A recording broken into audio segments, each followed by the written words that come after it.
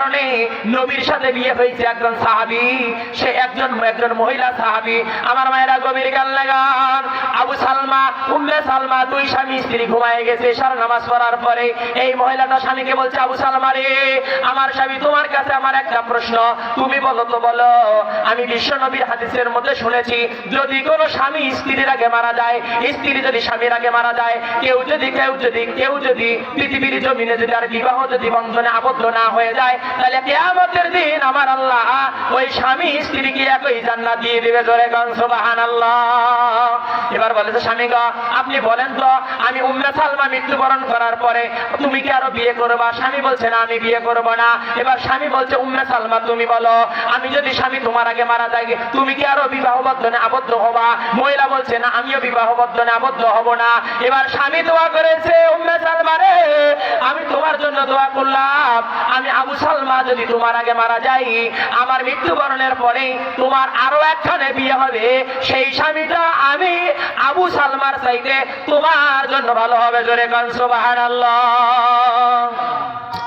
এই অল্প কয়েকদিন পরে স্বামী বেচারা মারা গেলেন। মারা যাওয়ার পরে তারা জানাজা বিশ্বনবী দিলেন, সাহাবায়ে কেরামরা জানাজার মধ্যে চলে গেলেন। এবারে তাকে দাফন করার পরে সমস্ত সাহাবীগুলো বাড়ি বাড়ি চলে গেলেন, গন্তব্যস্থানে চলে গেলেন। যাওয়ার পরে বন্ধুরে, চারজন সাহাবী কবরের কাছ থেকে যায় নাই। ওমর রাদিয়াল্লাহু তাআলা, আবু বকর রাদিয়াল্লাহু তাআলা, ওসমান রাদিয়াল্লাহু তাআলা, আলী রাদিয়াল্লাহু তাআলা, একজন করে সাহাবীরা ওই নারীকে বিবাহের জন্য প্রস্তাব দিলেন। হযরত আবু বকর রাদিয়াল্লাহু তাআলা ওই নারীকে প্রস্তাব দিলেন। নারী বললেন, আবু বকর রে, না না না, আমি তোমার প্রস্তাবে রাজি না। এবার পক্ষান্তরে ওমর রাদিয়াল্লাহু তাআলা প্রস্তাব দিলেন। নারী বললেন, ওমর রে, তোমার বড় ভাই আবু বকরকে আমি প্রস্তাব ভরিয়ে দিয়েছি, তোমাকে বিবাহ করব কেমন করে? পক্ষান্তরে ওসমান চলে গেলেন। নারী বললেন, ওসমান রে, তোমার দুইজন বড় ভাইকে ফেরত দিয়েছি, তুমি মনে করেছো তোমার সম্পদ দেখে আমি বিবাহ করব? না না না, বিবাহ করব না। এবার চতুর্থ নম্বরে আলী গেলেন। আলীকে বললেন, নারী বললেন, আলী রে, তুমি প্রস্তাব পাঠিয়ে দিয়েছ, তুমি ভেবেছো আমি নবীর জামাই, এই জন্য তোমাকে বিবাহ করবো? না না না, তোমাকে বিবাহ করতে পারবো না। এবার চারজন সাহাবী ঘরে আসলেন। আসার পর বিশ্ব নবীর কাছে চলে গেলেন, যা বললেন, ইয়া রাসূলুল্লাহ, ইয়া হাবিবাল্লাহ, ও নবী গো, এই বিধবা নারীর দাম কি এত বেশি হয়ে গিয়েছে? আমরা বড় বড় চারজন সাহাবী মক্কার জমিনের মধ্যে আমাদের কাউকে বিবাহ করলো না। ইয়া রাসূলুল্লাহ, ইয়া হাবিবাল্লাহ, নবী গো, ও নবী আপনি নিজে বিবাহ করে নেন।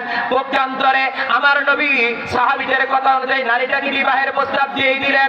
সঙ্গে সঙ্গে নারীটা বললেন, লাব্বাইকা ইয়া সাদাইতা আলাইকা ইয়া রাসূলুল্লাহ, নবী গো, আমি আপনার প্রস্তাবে রাজি। জোরে কন্যা সুবহানাল্লাহ। আচ্ছা আমার ভাইয়েরা বলেন, আপনারা ওমরের চাইতে, আলীর চাইতে, ওসমানের চাইতে, বলেন আবু বকরের চাইতে ভালো মানুষ এই পৃথিবীতে আছে না নাই? আছে। তিনি হলেন বিশ্বনবী। আর বিশ্বনবীর চাইতে আসমানের নিচে জমিনের উপরে একটিও কি ভালো মানুষ আছে? বিশ্বনবীর চাইতে ভালো মানুষ নাই, যার কারণে উমরের চাইতে আছে, আলীর চাইতে আছে, যার কারণে তাদেরকে বিবাহ করেন নাই। নবীর চাইতে যেহেতু ভালো মানুষ এই পৃথিবীর মধ্যে নাই, যার কারণে ওই নারীটা বিশ্ব নবীকে স্বামীর দোয়ার কারণে বিবাহ বন্ধনে আবদ্ধ হয়ে গেল। জোরে গান সুবহানাল্লাহ। এই মায়েরা, এই জন্য বললাম, স্বামীর দোয়ার কারণে যদি নবীর সাথে বিয়ে হয়ে যায়, তোমরা কেন স্বামীকে বলো কালটু, তোমরা কেন স্বামীকে বলো কাউয়া কালার জাত? এই অধিকার তোমাকে কে দিল? কিয়ামতের মাঠ যেদিন কায়েম হবে, সেই দিন আমার আল্লাহ স্ত্রীকে বলবে, তুমি বলো তোমার স্বামী কেমন ছিল? সেই সময় যদি স্বামী বলে আমার স্ত্রী ভালো, ওই বউ জান্নাতি।